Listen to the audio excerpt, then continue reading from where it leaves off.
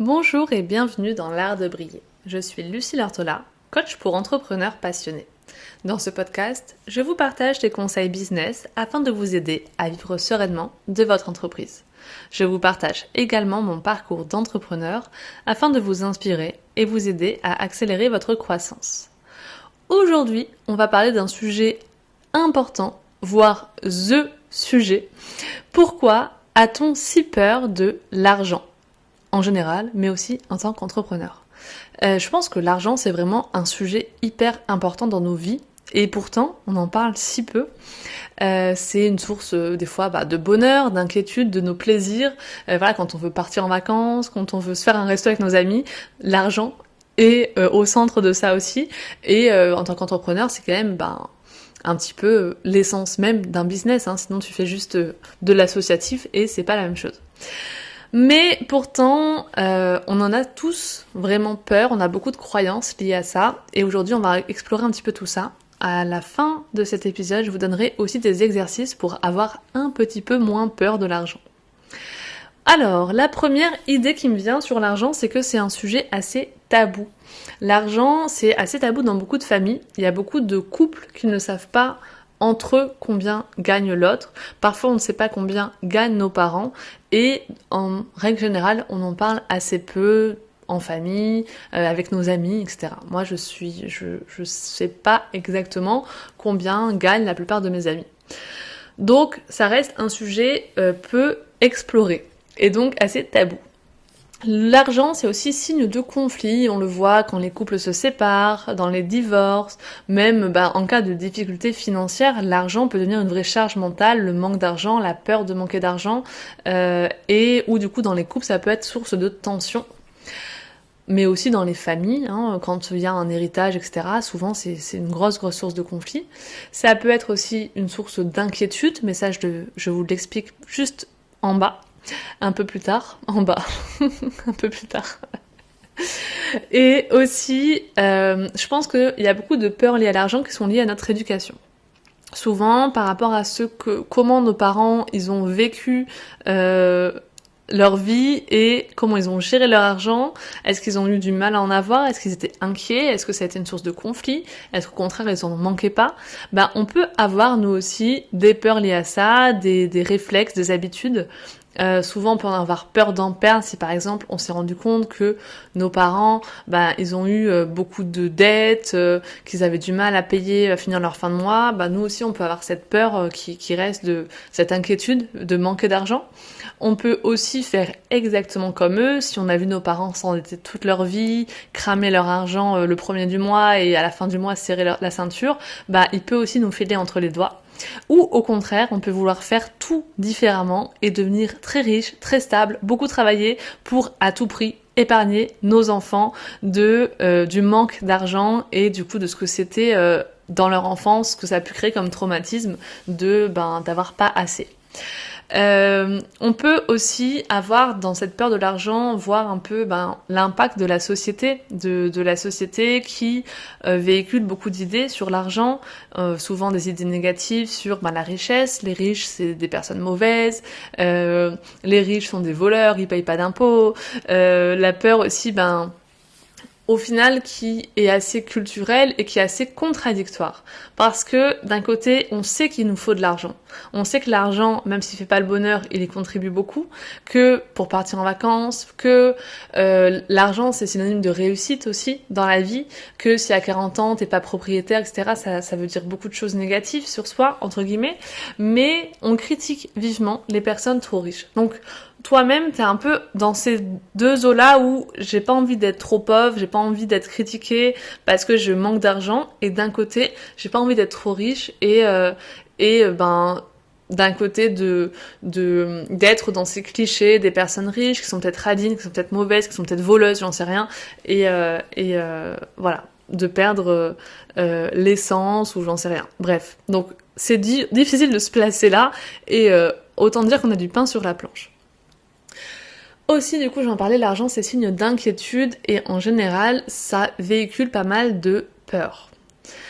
La peur donc, notamment en tant qu'entrepreneur, ça va être la peur de l'échec, la peur de ne pas réussir, la peur de perdre de l'argent. On va avoir peur de prendre une décision qui va être la mauvaise. On a peur d'investir 700 000 euros dans un logo, dans la délégation de quelque chose, dans un site internet, dans un coaching, parce que on a peur que ce soit pas la bonne chose à faire. On a peur de gaspiller l'argent. On a peur aussi des fois de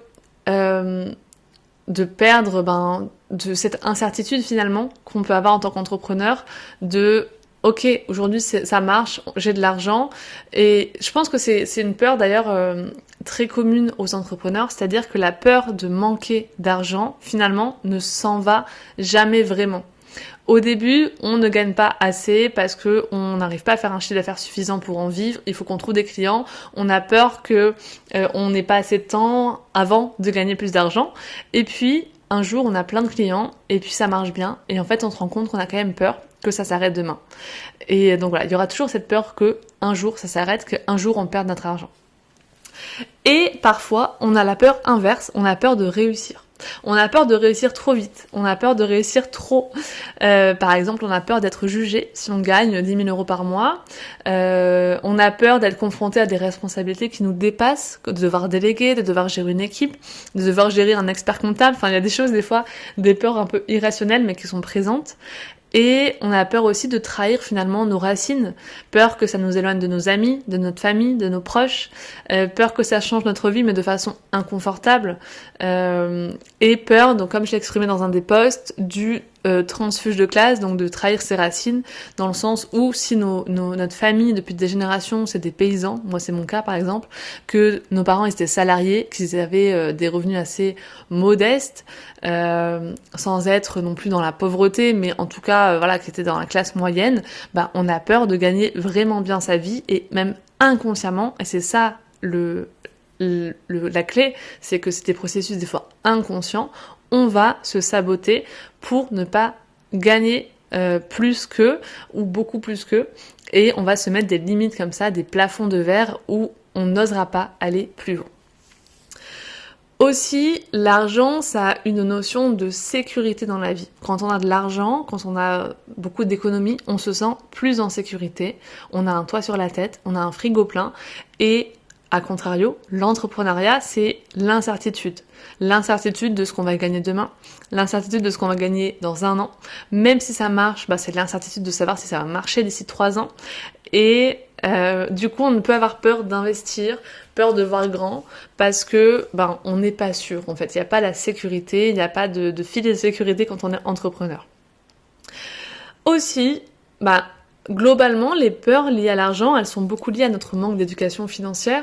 On ne sait pas comment investir, on ne sait pas comment gérer un budget, on ne sait pas comment gérer nos dépenses, on ne sait pas ce que c'est la priorité. Est-ce que c'est bien de faire des crédits à la consommation? Est-ce que c'est bien d'être propriétaire? C'est quoi la priorité quand tu as ton premier boulot? Est-ce que tu dois acheter?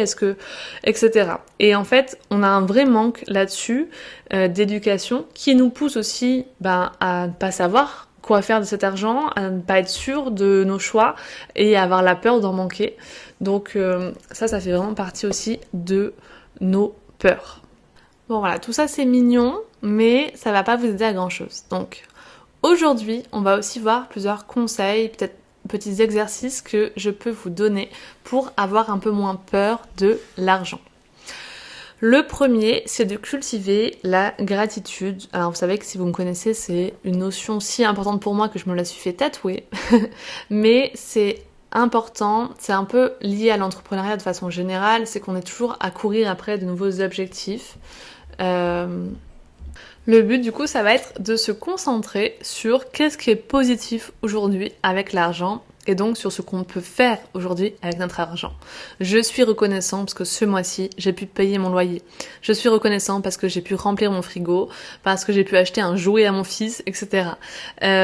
Aussi, on peut être reconnaissant de notre travail, du fait qu'il nous épanouisse, que on a un travail et que voilà, on est content d'avoir ce salaire à la fin du mois ou ce revenu déjà qui, même s'il est minime, même si vous gagnez en ce moment que 40 € grâce à votre business, c'est se dire ok, j'ai été capable de faire 40 € grâce à juste moi-même, quelque chose que j'ai fondé juste de mon propre cerveau et c'est déjà une belle petite victoire, même si oui, on peut se dire que ça suffit pas, oui, on peut se dire plein de choses négatives, mais positivement, et si on voit le verre à moitié plein, j'ai été capable aujourd'hui de faire ça, et je peux faire mieux, je peux faire encore, je peux me développer, etc. La deuxième chose pour avoir moins peur de l'argent, c'est de ne pas se mettre un objectif de chiffre d'affaires trop élevé. On va avoir tendance à se dire ça ira mieux le jour où je gagnerai 3 000 € de chiffre d'affaires et en fait non, voilà, pour l'avoir vécu, c'est pas mieux. Mais en tout cas, ça peut être une grosse pression de se dire je dois absolument être rentable. Et ça, c'est une pression beaucoup liée au fait que y a Pôle emploi qui dure 2 ans et qui au bout d'un moment s'arrête. Et des fois, on se met des délais en mode il faut absolument qu'en 6 mois, je gagne ma vie avec mon business. Non, ce n'est pas possible en fait. Et donc quand on se lance à son compte, il faut se dire que pendant des mois, on va galérer, donc on a intérêt à avoir des économies. Parce que vivre avec 0 € par mois, ça n'est pas possible sur le long terme. Mais du coup, il faut être indulgent avec soi et commencer par dire ok, mon objectif c'est d'atteindre 500 € de chiffre d'affaires en 6 mois. Ok, maintenant mon objectif c'est d'atteindre 1000 € en 6 mois. Ok, maintenant c'est 1500, etc. Et d'augmenter comme ça progressivement les objectifs. Parce que si vous vous dites dès le premier jour, mon objectif c'est 3000 € et qu'en fait les 3000 ils arrivent au bout de 3 ans, je peux vous assurer qu'entre temps, il y aura eu des montagnes russes émotionnelles. Donc ça c'est important aussi. En soi, pourquoi est-ce que c'est là dans cette peur de l'argent ? C'est surtout la peur de manquer. C'est que plus vous allez vous concentrer sur « Ok, j'ai pas atteint mon objectif de chiffre d'affaires, je n'ai pas assez d'argent, je n'ai pas assez », on le reverra, mais plus ça va vous apporter du négatif au final, tant d'un point de vue mindset que juste vous allez attirer encore plus de négatif. La 3, le conseil pour avoir moins peur de l'argent, c'est aussi de vous faire accompagner, de vous faire coacher, parce que c'est important d'en parler, alors vous faire accompagner même peut-être par un proche pour commencer, en discuter, parler de vos peurs, parce que des fois de vous entendre dire des choses, ça va vous faire prendre conscience de ce que, de vos croyances, etc. Et ça risque de faire bouger les choses en vous. C'est aussi un moyen de prendre du recul, d'avoir une autre vision. Et donc ça, quand vous faites évidemment un coaching d'entrepreneur, vous travaillez énormément là-dessus. Je pense que c'est la base de mon travail, de faire bouger un petit peu vos croyances limitantes et des choses que vous pensez savoir sur vous, alors qu'en fait, il faut évoluer, il faut briser un petit peu ces croyances et c'est pas facile tout seul. La 4e chose pour avoir moins peur de l'argent, c'est de prendre conscience de votre valeur. Si vous avez peur de réussir et du coup d'augmenter vos tarifs, c'est se dire aussi que vous avez sûrement fixé vos tarifs en fonction du temps de travail. Et c'est assez commun quand on a été salarié avant. C'est une vision très salariée de la vie. Je vais de telle heure à telle heure au travail, donc j'ai un taux horaire et je suis payée tant par heure. Et donc c'est un peu différent forcément dans l'entrepreneuriat. Aussi, il faut savoir que vos tarifs sont fixés par rapport à la valeur de ce que ça apporte dans la vie de vos clients, par rapport à vos formations, par rapport à tout ce qui se passe à côté dans votre vie.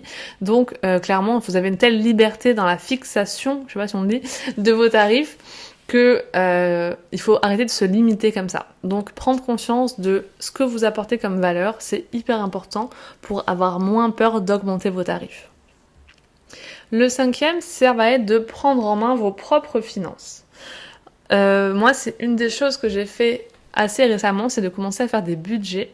Et au final, je trouve que c'est un peu à double tranchant parce que, alors déjà, s'éduquer de façon générale sur les finances, comment investir, à quoi ça sert, comment gérer ses dépenses, comment épargner, etc. C'est hyper important. Donc ça, c'est vraiment la base et c'est ce que je veux dire à travers ce conseil. Prendre en main ses finances, vous éduquer.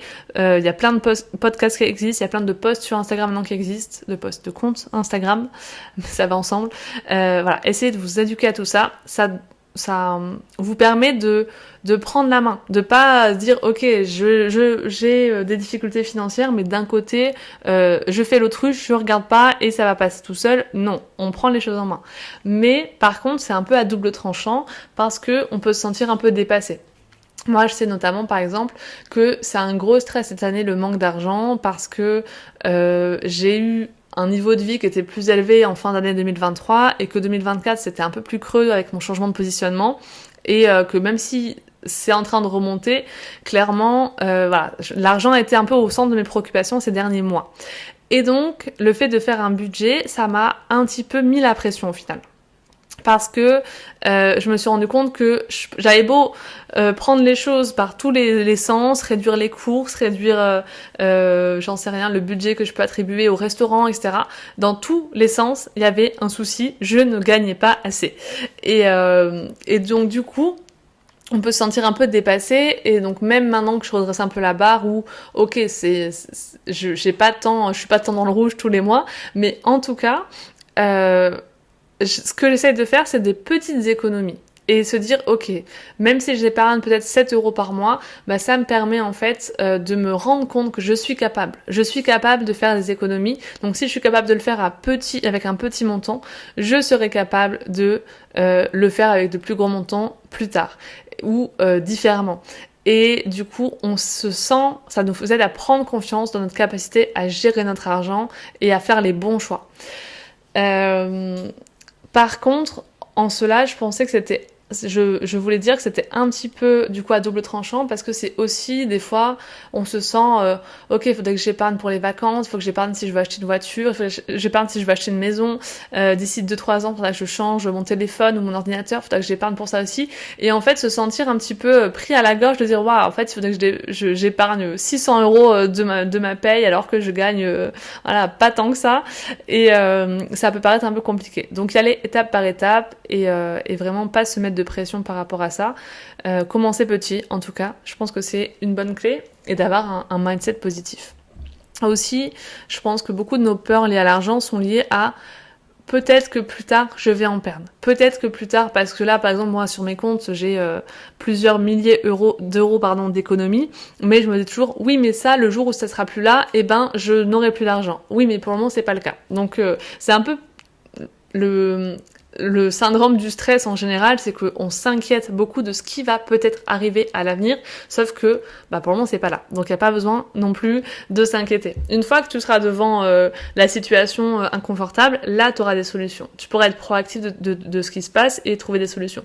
Aujourd'hui, tu n'as pas de problème. Ok, c'est bon alors. Donc vraiment se rassurer par rapport à ça. En tout cas, voilà, vraiment prendre en main ses finances, au moins s'éduquer sur ses finances, ou alors commencer à épargner un petit peu, essayer de tenir un budget, mais sans pression. Je pense que c'est une bonne façon aussi de commencer à avoir moins peur de l'argent et de se sentir surtout capable de gérer. Du coup, c'est un petit peu lié, mais se dire aussi que la peur de manquer, ça attire la peur de manquer. Moi, je me suis vraiment fait cette réflexion il y a pas longtemps, où je me disais mais j'ai pas assez, je gagne pas assez, je vais pas m'en sortir, et où au final j'attirais pas plus d'argent que ça dans ma vie. Et c'était ma psy l'autre fois qui m'a fait réfléchir, dire mais vous savez, si vous avez aussi peur de manquer, vous vibrez le manque, donc vous recevez le manque. Et donc ça c'est tout la loi d'attraction. Et c'est assez drôle parce que jusque là j'avais toujours eu une vision de l'argent vraiment plus lâcher prise, où je me suis dit très souvent, plus tu dépenses ton argent et plus tu reçois. Alors, en tout cas, je vous conseille pas si vous êtes déjà dans le rouge tous les mois, mais en tout cas, d'être dans cette énergie de je lâche prise. Et c'est très drôle parce que mon chéri, qui a jamais gagné des 1000 et des 100 et qui a souvent eu des difficultés à gérer son argent, il ne stresse jamais. Parce que justement, lui, il a vécu il a vécu tellement pire que aujourd'hui, il a pas de stress par rapport à l'argent, tant qu'il est pas interdit bancaire, entre guillemets. Ouais, ok, ce mois-ci, je suis à découvert de 50 euros. Ok, c'est pas grave. J'ai besoin de tel machin, ça va aller, je vais pouvoir trouver les économies. Et là, comme ça, il attire des opportunités où voilà, finalement au niveau de ses finances, son salaire il augmente assez régulièrement, il trouve des opportunités pour faire plus d'argent, etc.